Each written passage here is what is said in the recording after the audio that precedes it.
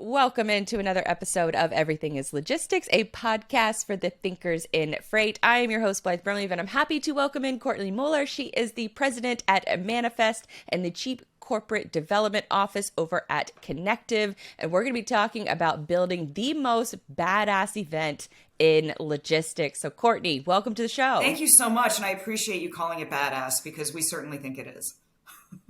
Hell yeah. I mean, I've been to you've only had two. I've been to both of them. And I tell people, far and wide that this is my favorite logistics event because it brings in, for a lot of folks, I think they're so used to working in their silo. Right. And when you come to this event, you can see every part of logistics right there, right in front of you, hear from some of the most talented people and some of the most insightful people in this space. I promise you're not paying me to say this. I really genuinely believe this about this conference. And so let's kind of give the audience, for folks who may not have attended a show in the past, we just wrapped up the February event that took place. You had about a year to plan for that event. The first Manifest event happened, close to 2 years ago. And with that event, you had about 2 years to plan for that one because of, COVID and everything got locked down, shut down, all that stuff. We all are very familiar with that. So as we kind of, go into that second event that you guys had earlier this year, how much of the event sort of shifted and changed, or how much of it was compacted because you had a little bit shorter of a planning period than you did for the very first event where you had 2 years to plan for that one? I know. And really, Blythe, since Manifest was a launch 2 years ago, having the 2-year runway was an amazing thing for us. Normally, you want to have probably 12 to 18 months when you're launching an event. So having the 2 years wasn't completely outside the window of what's normal.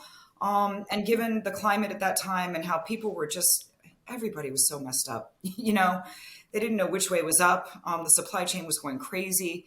It feels like, lucky for us, not only the timing of creating Manifest, because the supply chain is so much at the forefront now, but also having those 2 years enabled us to really nail down the right speakers, to have enough conversation with sponsors, and to make the event special that first time out. And you may remember, I remember it very well, that we had the Omicron wave come about a month before Manifest.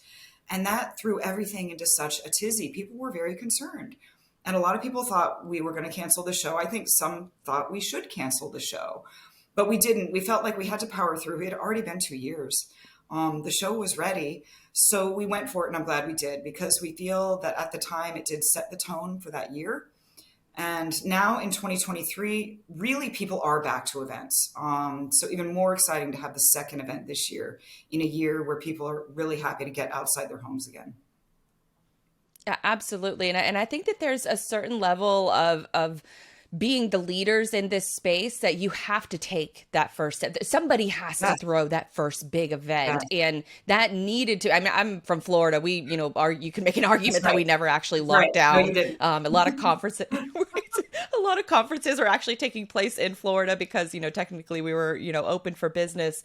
So as a Floridian, I was gung-ho about going to the conference. I don't care, make me take a test, make me, I've vaccinated, all that. I don't care. I just want to get out and travel a little bit. And obviously with all of the people that did show up to that first one, you guys made the right decision. And, it ended up being a very successful event to the point where folks who didn't go to that first one heard all about it. And then hopefully they were at that second one. And so for you in particular, if we could back up for just a second, how did you first get involved in planning events? And then how did you get to where that next level of planning these large scale events? Yeah. So I've been planning events for about 30 years. I've been in the industry a really long time.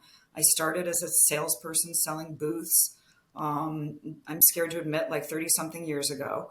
And I worked for large global trade show organizations for most of my career. So the events I've planned in the past are actually much, much, much larger than Manifest. And we have designs to grow Manifest into it's already a global event, but we want it to be an industry leading event, which means it will grow larger. And I think having the experience that I have with larger events, running them, scaling them, it's helpful to Manifest and it's helpful to the team because I am the only one on the team who has this big event experience. many of the people that we hire at Connective don't come from the event industry. And the reason is that our model is different. And, I came in with a lot of preconceived notions about what an event looks like. And I had a lot of learning to do because the Connective model it's different. We're trying to create a C-level experience. We spend a lot of money on every attendee to make sure that they feel not only taken care of at the event, but that they've been able to take advantage of every opportunity to meet with people, and to have the experience that's going to provide the ROI and the fun, and the engagement that's going to keep them coming back. And I don't think a lot of event companies take the time to really think about that attendee experience the way that we do.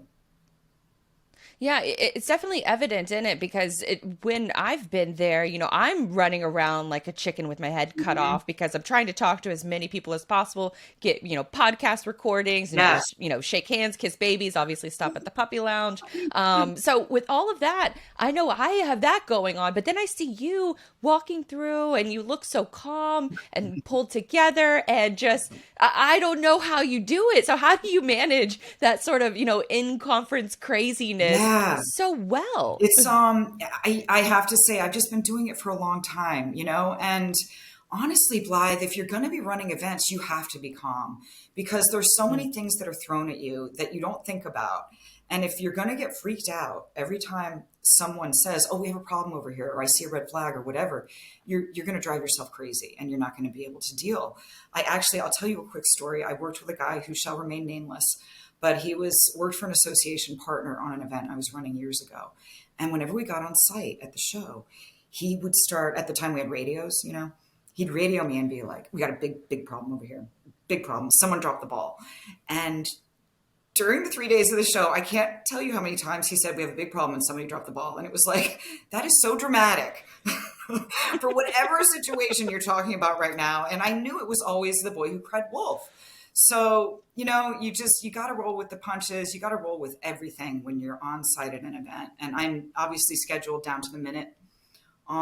So I do try to leave a little time to just walk the floor and like you say, speak to people, say hello.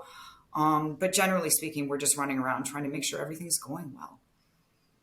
I mean, you're doing a great job of it because I remember running around like crazy at this last one and you're walking through and you look so just calm and collected. And I was like, wow, she really like has it all. I mean, Thank you. you must have everything just planned down to the T in order to be able to just walk around and be just calm. And I just I really admired seeing that because you took time to talk to several different people when obviously you have a ton of things to do. And I'm sure there's a lot of things going on. So you really handle a lot of those fires well. If you were dealing with fires, I did not get that impression because it really was. I was like, wow, Thank you. I almost like told myself I need to calm down because Exactly. I mean, she's running the event and right. she's fine. Well, there's an amazing team behind me, obviously, that's making all the magic happen. So I'm just super lucky to have them. Now, I know with you and the team that, it has been sort of billed that you wanted to make this almost like the CES, the Consumer Logistics. Electronics Yes. Show of Yes. logistics. And so with your experience in, bigger events and other events, what kind of experiences or what kind of lessons have you taken from other events that you've brought into Manifest? Yeah, so interesting you asked that because, again, I think Manifest is a different kind of event. And we do strive to be very, very high level. And we take a lot of time in curating our audience. Um, and on the bigger events I worked on in the past, we were kind of more interested in just broadly attracting a lot of people, whether they were tire kickers or you know what I mean. And the difference I see here at Manifest is while we are going to grow the event, we're going to grow it carefully. And we're going to grow it with the right people and the right sponsors and the right content. And we're not going to grow it for the sake of growing it. I mean, I'd rather have maybe fewer people, but as long as they're all still the right people, because the last thing we ever want to be is a show where people are just showing up. They got a free pass from someone and they just showed up and they're just kind of walking around and they don't really have a purpose. So what I have learned from some of those other events is being the biggest doesn't always matter. You want to be the best. And the best means you're attracting the most influential people in the industry. And, once you get that group of people in the industry, then the others want to follow. the other influential people want to follow.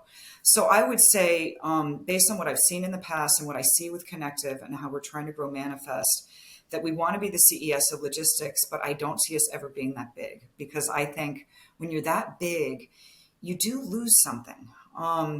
It becomes overwhelming to the attendee. And then you end up having kind of siloed events. I know that CES actually has like kind of a logistics and supply chain. I don't know if it's an area or some content. And we've now heard many organizations saying, I'm not going to go there anymore. I'm going to come to you because you're focused on what I do. I'm just a little tiny fish in that huge pond over there. So as much as we say we want to be the CES of logistics, I think we mean it more in terms of we want to be as influential as CES. But I don't envision us ever being, I mean, I think it's like 80,000 people that go to CES. Oh, wow. Something crazy like that. I don't see that. I really don't. I don't see us ever being that big. But I would like to see us take over Vegas a little bit. That'd be fun. A little more than we are I now. think you're well on your way for sure. I mean, if anything is, I guess a hint towards the future, it's definitely you're at the Paris on the first one, at the first event, and you were at Caesar's Forum on the second one, and we'll get into next year's event in just a minute, but next year you're obviously going to improve wherever you see fit, and it's probably going to be a near bet, or probably coming in the near future, that you will be taking over Vegas and competing with, the likes of the Pro Bowl and the Super Bowl that are going on there. Now, I'm curious what are some of the I guess the hidden details behind planning an event like Manifest? Because Manifest is part of Connective, and Connective hosts, I believe, 4 signature events, and then Manifest is one of those events. So when you're planning something like Manifest, what are some of those, I guess, hidden details that go into the process of it? Well, we have an amazing ops team, and because they work on all the shows, they're able to really perfect their craft. And we feel like it's about the types of things that are going to get people excited. So we don't just sell booths, we sell activations, as many of you see. I mean, this year we had, the Rosé All Day, which I just absolutely loved that. Seco, amazing. The Puppy Lounge is obviously everyone's favorite, but we had the beer garden, we had the coffee, I forget what it was called, Coffee Depot, something like that. We had an arcade. We take a lot of space off the floor to have the meeting area in the center of the floor. So all of these things are to make sure that people feel engaged and entertained, and that they're able to network with anyone at the show in the easiest way possible. So we provide that meeting center at the center of the floor so that people do have that place to meet. And obviously everyone has access to the app weeks before the show. So we encourage people to make meetings before they ever get there. But you'd be surprised to know how many phone calls take place when we're just designing the activations. I mean, we saw so many different iterations of the Rosé All Day activation, and our CEO of Connective, Jay, he is just so particular, and he gets on a lot of these phone calls and he makes suggestions. And he really gets in the weeds of what the show is going to look like when we get on site. I'm sure you noticed the branding, the video. We have an amazing video guy. He spent so much time doing all those videos just that were on the main screens. And we don't leave any detail unthought of, I think, compared to most event companies. We care about the experience a lot. I'll give you an example too. The team stuffed all the bags this year. So we literally spent Monday 5.5 hours in a room, all of us, stuffing 3,000 conference bags. It was a lot. And we were looking at the things that were going in, and there was like 2 fun things. And after the show, we're like, people come to the show, and if they have kids, they're looking to get tchotchkes for their kids. So what if we encouraged anyone who has an insert to purchase a tchotchke from a list of things we provide that might be the best thing to go in the bag? Oh, and we're going to provide them with that list and the companies they can reach out to and what the costs are. So we're going to make it really easy for anyone who's doing an insert in the bag to provide us with something that the attendee is going to open the bag and look at and say, oh my gosh, my kid is going to love this. Or I love this. Because we want what's in there to be valuable. Right now, you go to a show, you get a bag, often you see them in the garbage. Things are and that's like heartbreaking. So if we're going to do it, we want it to be something that's meaningful to people and that they're going to go home with. And I don't think any other show has ever thought that way. And that's a minor detail. What's going in the bag? And now we're going to take our time and our effort to work with every sponsor that has something and guide them. and make sure that they get the most out of their investment as well.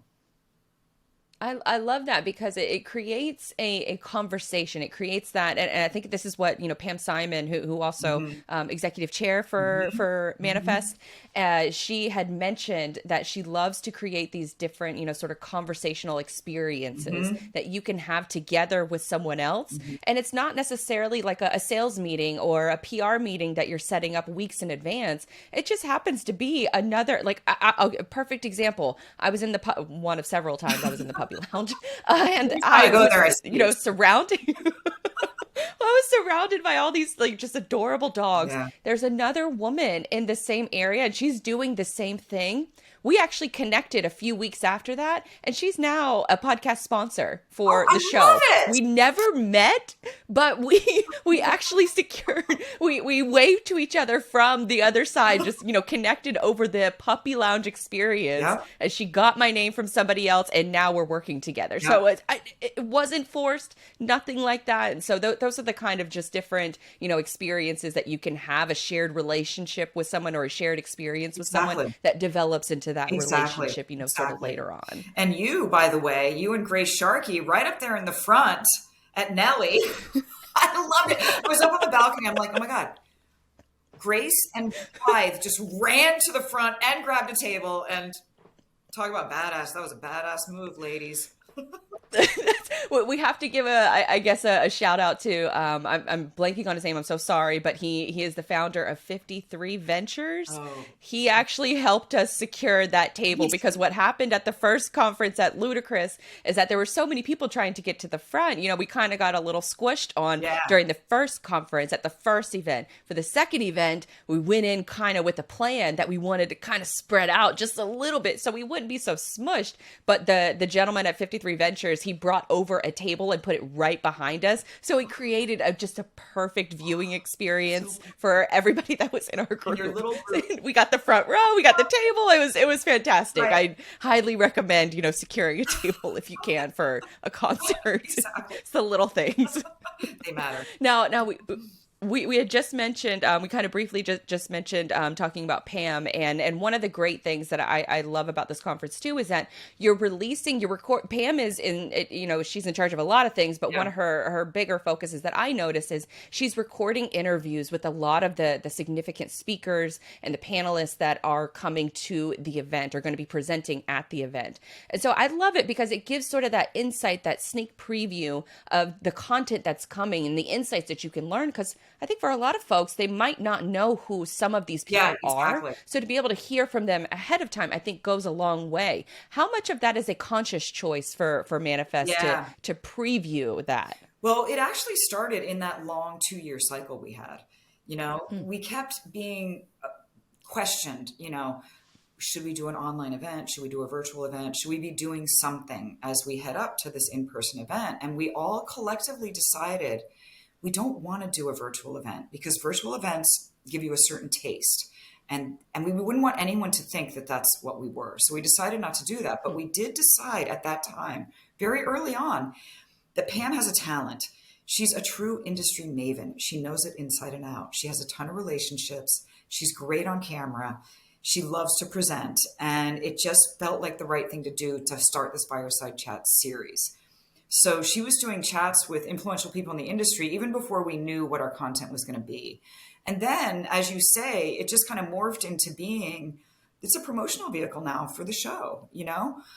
But we also do interview some people throughout the year who are not speaking at the show. We try to mix it up a little, but generally speaking, it is going to be the speakers that will be highlighted at Manifest. So I think it's become a nice co-brand of ours, her Fireside Chat series. And we actually have renamed it now. We're calling it Manifest Insights because we had quite a few interviews done on site as well. I did a few on site, and actually Sarah Barnes Humphrey did a few for us on site. So we're calling them all Manifest Insights now, and that will be the new name moving forward. And I think too with A lot of, because I actually got on camera with Sarah Barnes Humphrey. She's Yeah, obviously a legend here in the supply chain yeah. podcasting space. I think she's one of the first, if not the first, women to start a podcast in all of supply chain. So she's a legend in that regard. And with a lot of the different content offerings, that it's not just before the show, but it's at the show Yes. too. You guys have a full camera crew that's walking around. Sarah, I think, was part of that camera crew that was walking around getting insights from folks. But then you also, it was really really cool as a podcaster to have access to the official like Manifest podcast booth. It was sponsored by Maersk, and so we were able to sort of schedule off a little bit of time in order, and it was so helpful to the creators in this space, which has just exploded since Yes. 2020. Yes. How did that come to fruition for Yeah. planning a special area just for the Yeah, creators? yeah. So I really mean this, Blythe. I love all you guys. I think all of you podcasters are incredible because you've all started from nothing and created something out of nothing. And I just have so much respect for that. So I actually made it my mission this past year to get a number of podcasters at the event and to create this podcast booth and have it sponsored. And it worked out well because Maersk was doing this big announcement with Port of Ashdod, and they were really into it and loved that. So it enabled me then to just keep inviting podcasters and to support them in that way, to give them a space to record, because that's coming back at us in a very positive way, obviously. And I've said to the team, I want to do 2 studios next year because I wanted to give everyone more time. And there's more people who didn't get time in the studio. And so next year we'll probably have 2 studios, but we're also going to have a couple of meeting rooms where crews or anyone, any member of the media can go in, set up, and conduct interviews. I'm really hot on having as many members of the media, all types of media there as possible. I think people get excited when they see you guys, and then you're recording, and then those recordings are happening throughout the year. And I just think it's so great for Manifest, and I love supporting all of you. And I think it helps. It's such a brilliant marketing play that no other conference has done in this space. It's kind of mind-boggling that nobody else has, because you have access to all of these independent creators. So why not partner with them? Why not work something out to where you can take advantage of these people that are already, they're all in one spot No, for a few days. Some of the no. influential leaders in this space. All of them, not all of them, but so many of them, and they all want to be interviewed, they want to get out there too. So it just increases the opportunity for everyone. Heck yeah. And I think too, so take me to, sort of the week of, we kind of talked about, sort of your aura that you're walking around the event with, that's just gives off that calm vibe. What about, sort of how are you handling the mid-crisis moments, the in-event moments? Do you have a whole team that's just, sort of putting out fires, and it's Yes, almost like, you go to Disney and it's a bunch of cast members like just hiding the stuff that's going on, the bad stuff that's going on, to create that magical experience? How are you guys getting it done like Disney? yeah, yeah. So it is. I mean, we have obviously a ton of people that work at Connective that come on site to the show. And everything is planned so much ahead of time that when fires do happen, often they're not too big. I mean, one of the worst things that happened this year was it was really cold on Tuesday night. And you don't anticipate that in Vegas really. And we had the party outside, and it was just like, dang, how are we going to make sure people are comfortable? We had as many heat lamps as we could, and we were kind of scrambling at the last minute trying to figure out other things we could do. But at the end of the day, we just had to deal with the cold, as did all the attendees. We hate that, but that was kind of out of our control and frustrating. So yes, but I would say we do have people behind the scenes. I mean, we noticed, for example, on our video, that big video that was up, that we had missed a sponsor. So we had our video guy, behind the scenes, like redoing the video to add the sponsor in, and just little things like that. Sometimes we realize on a speaker card in one of the rooms that we've got the wrong speaker. I mean, we're pretty meticulous, so it doesn't happen that often. But nobody's perfect, and obviously things are going to happen. And like I said before, we've all just learned to roll with the punches and just support each other. That's it. Like I said, the guy, somebody dropped the ball. We would never say that. Never. There's a problem, you fix it, and you move on. And that's Right. how we deal. Yeah.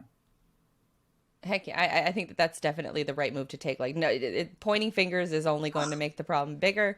So just knock it out, get it done. Somebody step up to the plate and get it done. What needs to be Yeah, done. So, you remember actually the year before when we had the line going into the opening party, and he oh, did not like that at all. So we started handing out drinks. right. Which was an instant, like, just immediately, like, oh, okay, we're good. Right. Everybody's But it fine. was like, what can we do? What can we do? And I was standing with a group of us, and someone said, "Oh, what if we give them drinks?" It was like, yes, yes, let's do that. Let's do that. So, So smart. And that's one of the great things that I love about this event is because those things do come up and you don't really, you might have thought about it for a hot second, like, oh, the line does look long, but then you're distracted because somebody's coming by. You and Bam were coming by with free yeah, drinks. You yourself yeah. were coming by with free drinks, That was which one of my I think favorite is parts of the incredible. show, too, by the way. It was so much. Nice. What about for this year's event? Do you have a favorite moment of the show? Oh my gosh, that's a really good question. I do, and I have to say, Jay, our CEO, he's very particular, you know, and like sometimes I'll say to him, you know, I just really want to make you happy. I want you to be satisfied with my work. And he said to me once, well, I'm never even really satisfied with myself. So I know. I was like, oh, he said, so, you know, he's always going to kind of want more, but that's all good because he's such a good man. He's brilliant. I adore working for him. But sometimes it is hard to get him to agree to things. And one of the things that he was a tad skeptical about in the beginning was the women's lunch. So after this year's event, we came to our team dinner and he had a bottle of Cristal waiting for me to say, congratulations on an amazing show. And you were right. And I was wrong about the women's lunch. And, you know, that was a really big deal for me that he would Hmm. admit that. And he knew I love Cristal. I mean, who doesn't? It's like the most amazing thing in the Right. world. So the fact that he had a bottle at the team dinner waiting for me, it was an amazing and very, very unexpected moment. But outside of that, I would have to say the women's lunch. I would. It was my favorite. I love it. I love it when the audience starts talking and we start getting those just amazing anecdotes. Katie Date was incredible. Alice Marie, just so honest. You know, some of the things they were saying, I just resonated with me, and I know they did with everyone in the room. And I really am proud of that event because, again, I don't think other shows are doing that type of thing. They're not having the hard conversation about gender diversity. They're not, you know, they're not digging in on these things that really matter to a lot of people. So the lunch for me is very personal. You know my story. You know, I've been running women's events for years. I created a women's group in our industry association, and I feel passionately about the topic. So the fact that I'm able to bring other people into a room to talk about it for an hour and that it gets so much attention just fills my heart with joy. And I look forward to doing it every year. And that is one of the more like pivotal moments for me to go to logistics conferences for years and then to go to the women's lunch at Manifest and to be surrounded by women that I never even knew this many women were in the I industry, and know. it's grown so It significantly. has. It has. No, it's great. But I'm so sorry about the dog. Um, Oh, no worries. You got to roll with it, where's right? she barking at? Um, but what I also love about the women's lunch is the men, obviously. All the men that show up, and it's fantastic. And that's another key point that I wanted to bring up because you encourage So men I to invite come to them. this event too, Yes. which is great. What's the reasoning behind inviting men to, A women's essentially lunch. quote unquote a women's I space? know, I know. You know, it came about the first year we had Luann Abrams, who was the CEO of CEO X, company that tries to elevate women into CEO jobs, and Meredith Singletary, who's the head of diversity and inclusion for DHL. And we were on a call talking about the lunch. And I think Meredith said to me, are we inviting the men? And we sat there for a second and we were like, yes, we're inviting the men because the men, they play a huge role in this. And without their participation and continuing to educate them, things are never going to change. So we decided we're going to invite the men. So I currently send an invite to everyone at Manifest, a personal invite, inviting them to the lunch. And it's so awesome because I often get notes back from men saying, "Are you sure this was meant for me?" And I always say, yes, it was absolutely meant for you. You are welcomed at the lunch. I encourage you to come. Whatever you have to add is so important. And we really want men to be present. And they do, they show up. And I don't see them showing up at other women's events like they do at Manifest. And that makes me really proud of this industry. And there was a special moment too during this year's women's lunch several men got up. There was a Q&A portion of it. And I want to say two different men got up to ask a question. And both of them were so extremely grateful that they could be there. And then they were also asking how they could, further, I guess, make a welcoming environment in their own companies for women in their own companies, which I thought was an incredible way of just that thought process of the men having that thought process. Yes, it was incredible. And I had many men approach me after the lunch and say, they're so cute too, because they'll say, "Oh, I work so hard to have diversity in leadership, and here's the things I do," and they're proud of it, and so I love it when the men get up and talk. And so other men are hearing that and thinking, I can do the same. And, that's hopefully just little changes everywhere. It all makes a difference.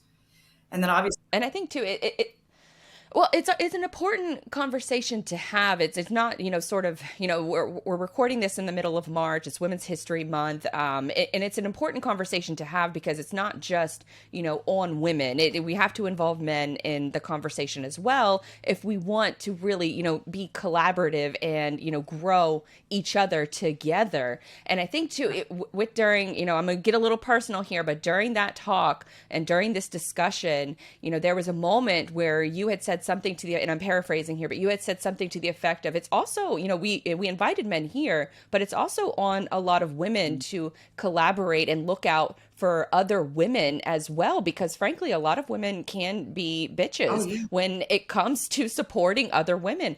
I actually had, when you were saying that, it resonated with me so much because it was just a short time before that I was on a call with three other women, and one of them was a client, one of them was her assistant, and the other one was a PR rep. And this PR rep I had never worked with, but she was talking down to me in the meeting. She was practically scolding me during the meeting. And I was so just taken aback because I'd never been spoken to like that in a meeting before. And I just couldn't believe that it was happening at the hands of another woman. I'm like, you're supposed to be, supporting other women. This wasn't an opportunity, in my opinion, to be scolded. And I was almost more mad at myself later on for not standing up for myself.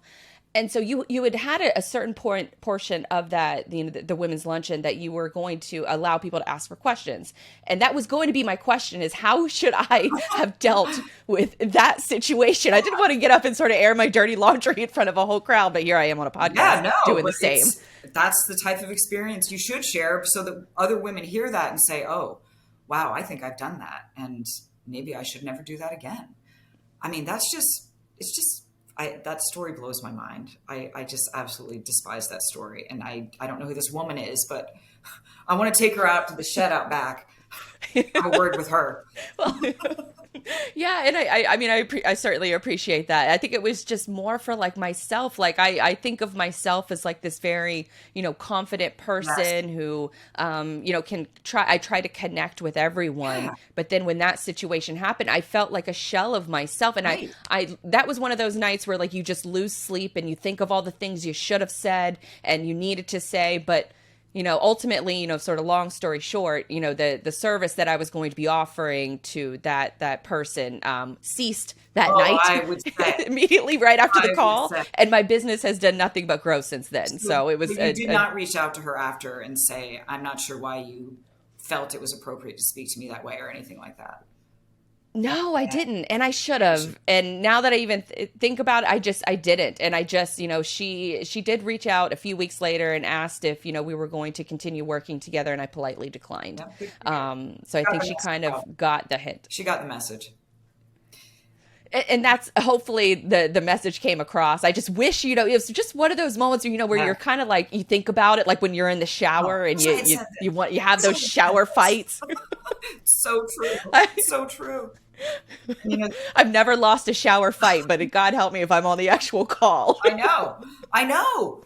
Oh my gosh. It's like your head is so clear after situations like that. When you're in it, you're just like kind of angry.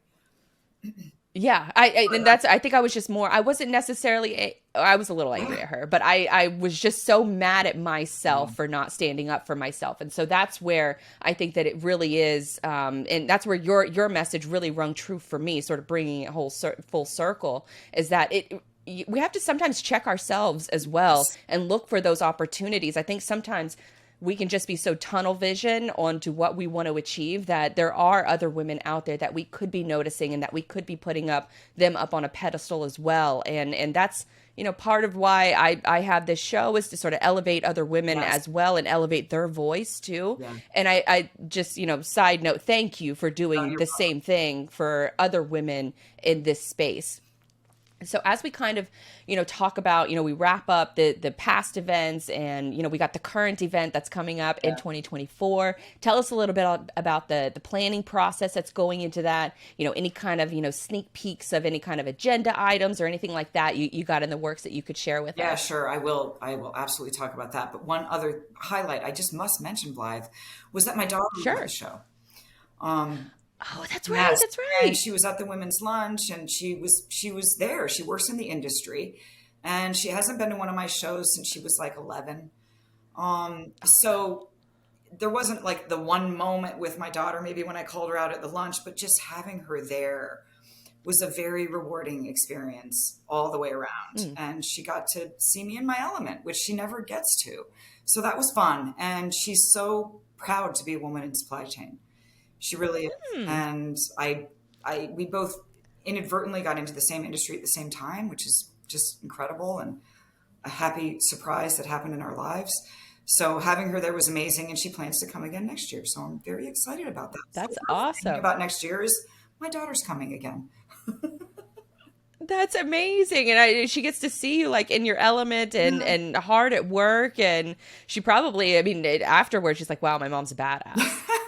She said that someone came up to her at the show after the women's lunch and just looked at her really quickly and said, "Your mom's a gangsta," and walked away. That's awesome. I'm like, I don't know where that comes from, but that's pretty hilarious, actually. That's awesome. Good for her. And you too, for being able to, sort of, share in that moment together so she can get a firsthand view of everything amazing that you guys are doing within this industry. Yeah, yeah, it's been so fun, and I can't wait to do it again. So for next year, we are back at Caesar's Forum again, but we have the whole building this time, and we only had half the building this year. That's And crazy. there was a firefighter show going on at the same time. You probably noticed them walking around. There, I did hear rumors from a lot of the women at the conference yeah, that there was a firefighter function. exactly. And so they were still kind of milling around when we were starting, but it's not going to be the case next year. We have the building to ourselves. So the expo hall will be double the size. Wow. Yeah, it's going to be huge. We're still working with how to lay out the show in the space because there's actually 4 ballrooms at Caesar's Forum, and no one would have even known that because we were using the closest ballroom to where you come into the facility. So you don't even realize how Oh, much more true. space there is down at the end. And we will be using most of it. And the beauty of that is we're going to have a ton of meeting rooms. So meeting rooms will be available for sponsors if they want to purchase them, that type of thing, which we did not have that opportunity this year. And as I said before, it means more space for the media, which I love, just opportunity to provide people with some space that they might need. We once again on our pre-day, we'll be doing a maritime and port symposium. We are going to keep a half day of programming around sustainability on the pre-day. And the third thing that we're going to add next year is an intermodal half day workshop, basically. We're still talking about a few others. We'll see, but we're doing those 3 for sure. And we have 4 tracks of content during the event, but we're probably going to push it to 5 tracks in 2024. There's just so many people we want to get on stage. There's so much to talk about. There's a lot. So we're It's probably good problems to have. to 5 tracks. Yeah. And then there's going to be even more to choose from, which will make it even harder, but that's okay again, because we record everything and everything is available post show for people to view. Anyone who was a ticket holder for people to view.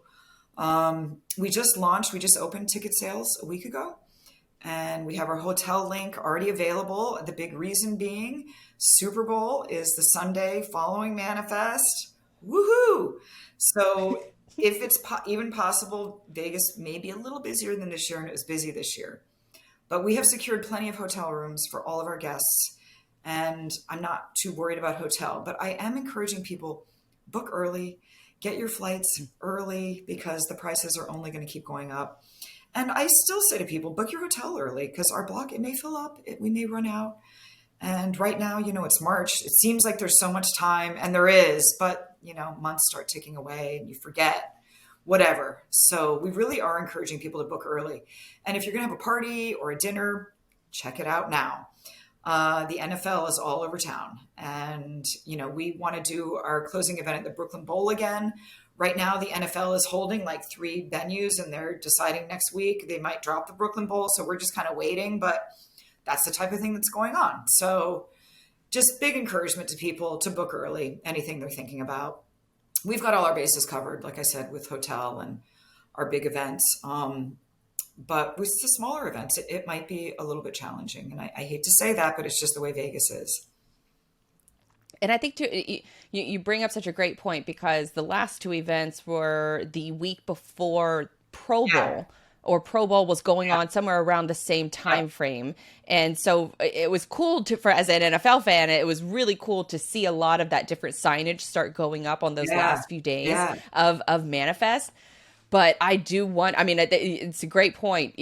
With all of the meetings that are going on, I just know with this last event, I started getting invites to events weeks before Manifest. And those probably had to be established well in advance. With the NFL, going to be in town that week. And typically for folks who don't know, if the NFL Sunday is obviously on a Sunday, but there's lots of, wining and dining that happens, a few days before that event. So good advice, get your tickets, get your hotel, and get those spots booked if you want to kind of have any kind of special, event that's, maybe for select customers or media people or anything like that. Get it now, because the space might not be available. Exactly. And right now we're really in our talking phase, I call it. We spend months just talking to people and making sure that the content that we're pulling together is relevant, timely. We always leave some till the very end because, things come up at the end of the year. You want to make sure to get something in about that. But we won't really start sketching out an agenda until the summertime. Right now, we're talking to people. We're inviting people we know we want on stage.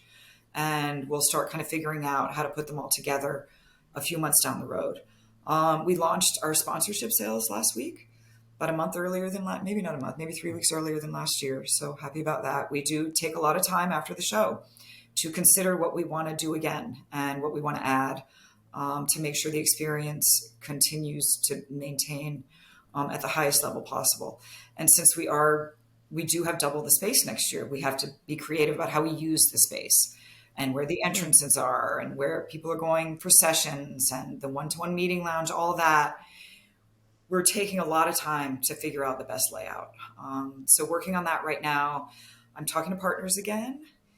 You and I are all set. Really happy about that. I want to keep inviting more, more media. We want to get a ton more shippers to the event. We had a good number this year, but everybody wants to see more shippers. So we're going to be focusing on that as well. And in fact, we have a new person coming in who's going to be focused on that effort. I can't say who that is now, but I'll be able to say next week. And I'm so excited about this individual. So more to come on that. But we're just really, the whole team feels energized and, like I said, excited to do it all again and get back to that moment, where you walk through the door at Caesars Forum and it's just to see everything after working on it for a year is just an incredible experience. And we're looking forward to the next 11 months of planning.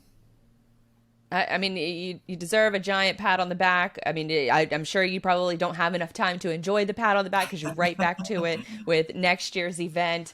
And for folks, for as we sort of wrap up this interview, where can folks, first of all, is there anything else that they should know? And then second of all, where can they go to, buy the tickets, get the hotel room, lock that in immediately, and then reach out to you if maybe there's any sponsorship Oh, opportunities? absolutely. They can reach out to any of us. I'm Courtney at Connective.com, and Connective is CONNECTIV with no E.com. But the company website address is it's MANIFE.st. So it's manifest, but there's a dot between the E and the ST. And, it's funny, when we were first launching the show, we had an argument about that. If we're not a .com, are people going to have a hard time finding us and all that? I'm actually glad now that we did what we did, because I like having the web address that we have. Yeah, a little bit different. Yeah. Tickets are on sale now. The hotel link is live. The prospectus is live. So if anyone has interest, just get in touch with the team. Heck yeah. And you also have one of the best email newsletters in the game as well. You. So I will give you all a shout out for that. And I'll link to everything in the show notes. And then that way it makes it super easy for folks to reach out and check out, past events and all that good stuff. Courtney, great conversation per the usual. So much. And thank you for coming on. I'm happy to have this conversation. I'm happy to have, this friendship with you, and really I'm a big fan, and I think you got a fan for life from me. Yeah, same here. Right back at you. Oh, thank you. Yeah. So thank you, Blythe. Really appreciate it.